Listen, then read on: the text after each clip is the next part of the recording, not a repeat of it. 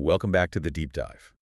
You know how every major organization, especially those facing a mandate for rapid change, talks about, well, leadership and Mhm. performance? Right? Big concepts. Exactly. And today we are diving into a fantastic piece of research that doesn't just link those two concepts, it really explains the hidden infrastructure that connects them. That's a great way to put it. We are focused on a truly demanding context. The sweeping higher education reforms currently underway in Saudi Arabia. Okay. And this isn't a small adjustment. This is a nation executing its national transformation program, the NTP. It's got these ambitious strategic goals like enhancing training, improving A curricula, lot going on. a huge amount, better financial efficiency, and even bringing the private sector into education more. These sound like monumental goals, really backed by massive national effort. But here is the problem that spurred this research, Hey, right? there's a catch. Despite years of these large-scale initiatives, they set up the NCAA way back in 2004, I think. It's right. Poor global performance remains this kind of nagging concern for Saudi universities. Uh, And think about the stakes here. huh. Out of 70 universities in the kingdom, in the 2020 world rankings, only one, King Abdulaziz University, managed to crack the top 101 to 200 bracket. Just one. And to put that ranking in perspective, you have a nation making massive investments. I mean, huge investments in time, talent, capital. Right. Yet the majority of their institutions are still struggling to meet even, well, basic international benchmarks. The failure isn't really in ambition. It seems to be more in the execution. Okay. And we know from past research that a specific type of management, what the study calls change-oriented leadership, COL, is important. But our mission today really is to dive into the evidence suggesting that organizational innovation, INV, is the critical, maybe often overlooked mechanism. The missing link. The missing link, exactly. The thing that turns a leader's push for change into actual measurable results. Okay, let's unpack that catalyst first then. Change-oriented leadership, the COL, what does it actually look like in practice, according to the source material? Well, COL is fundamentally about adaptation and initiation. It's defined as a leadership style intensely focused on enhancing strategic decisions, adapting swiftly to a changing environment. So being nimble. Very nimble, and making substantial changes in processes, products, or services. It's really forward-looking leadership. So it's not just about handling a crisis when it hits your desk. A COL is more about kind of cultivating calculated risk-taking within the leadership structure before a crisis even materializes. Precisely. That's a key point. The research highlights specific leader characteristics here. They take personal risks. They are constantly monitoring the external environment for shifts. Keeping an eye out. Always. They're skilled at envisioning what the desired change looks like, and they are inherently innovative thinkers. They don't just, delegate change, they embody it. Right. Now, let's tackle the other end of this equation. Organizational performance, or PER. For our audience who probably knows how murky measuring performance can be. Oh, definitely. How did this study specifically define success for these universities? What were they actually measuring? Yeah, PER is notoriously elusive, isn't it? Especially in nonprofit or public sectors like universities. But for this study, they used a pretty robust and specific scorecard. They looked at indicators derived directly from the Times Higher Education World University Ranking Performance Indicators. Okay, that makes perfect sense because that's the international standard the Saudi institutions are kind of aiming to meet with the NT. Exactly. But I have to ask, by relying strictly on those global rankings, isn't there maybe a risk that the study might overlook or, devalue performance related to essential local needs, things like community engagement or regional skills development, or just efficiency in handling the local student population? That's a really crucial point, and it's a necessary limitation, I think, in studies like this one. The researchers chose these global metrics because the overarching national goal, the NTP itself, is explicitly focused on global competitiveness. Okay, alignment with the goal. Right. So while local impact is hugely important, of course, they needed a measure that directly reflects that specific strategic objective, climbing those world rankings. So they measured things like the quality of the teaching and learning environment, research reputation and volume, citations, international outlook, and importantly, industry income over the past 3 years. Got it. Industry income, interesting. And to explain why these elements connect leadership, innovation, performance, the entire research is framed by the resource-based view, or RBV. For those maybe less familiar with economic theory, what does RBV basically tell us about getting a competitive advantage? The resource-based view, RBV, it's actually quite elegant in its simplicity, I think. It holds that an organization's performance and its sustained competitive advantage don't primarily come from external market Like conditions. what competitors are doing. Exactly. Instead, it comes from unique internal resources, and these resources need to be valuable, rare, hard to imitate, and non-substitutable. Okay, in a university context. Maybe we need a metaphor for that. How does that translate? Yeah, let's think about it this way. The physical resources. Those are your tangible assets, your shiny new laboratory buildings, maybe your endowment funds. Things you can buy or build relatively easily if you have the money. Right. Anyone with enough cash can eventually copy those. The RBV says the real lasting competitive edge comes from the intangible resources. Ah, the stuff that's harder to pin down. Exactly. In a university, those are things that are really hard for competitors to replicate. Your institutional reputation, your patented research pipeline, or critically for the study, your organizational capacity for innovation. Hmm. RBV basically says, focus on developing the hard-to-copy stuff because that's what guarantees long-term success, not just mimicking what others have. That smoothly takes us right to the heart of the matter, doesn't it? And If RBV stresses that intangible resources are the key, which specific intangible resource did the researchers pinpoint as the bridge, the connection between that change-oriented leadership and performance? well, that takes us squarely to organizational innovation, or INV. Organizational innovation, INV. Exactly. Organizational innovation is the mediator. The study used the standard OECD definition here, which is basically the deployment of a substantially enhanced offering or process, or maybe the introduction of a new organizational or marketing technique right there at the workplace. No, actually doing things differently or better. Yes, it's the engine of improvement, really. So why did the researchers suspect INV was the crucial piece here? Why did they think it was mediating the relationship between this change-oriented leadership and the performance outcomes? Well, the theory, especially when you link COL with RBV, suggested that COL directly impacts the environment for innovation in a couple of key ways. First, change-oriented leadership inherently favors firm activity related to innovation. It creates space for It it. gives permission, it allocates resources to try new things, which, according to RBV, creates those unique capabilities leading to superior performance. And second, COL essentially pushes organizations, maybe even forces them, to become innovative in providing premium services to their consumers, whether those are students or industry partners. So the leaders create the impetus, the push. Right. And the innovation delivers the quantifiable results. Okay. And to collect the data for this, they talk to the people who would know best, right? Mhm. The strategic decision makers inside these universities. Yes, exactly. This involved surveying 219 principal officers. We're talking presidents, rectors, vice presidents, registrars, and deans across 70 Saudi universities. The leadership. The top leadership.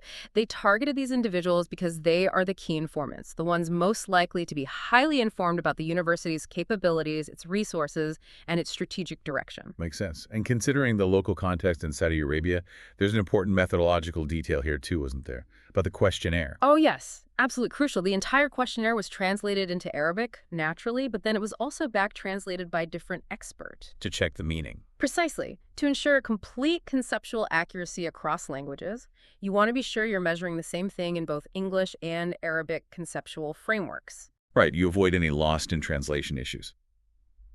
Okay, so let's get to the critical findings then. Did these change-oriented leaders actually drive performance? Was there that direct link? They absolutely did. The first major finding confirmed that direct link. Change-oriented leadership is strongly and positively related to organizational performance.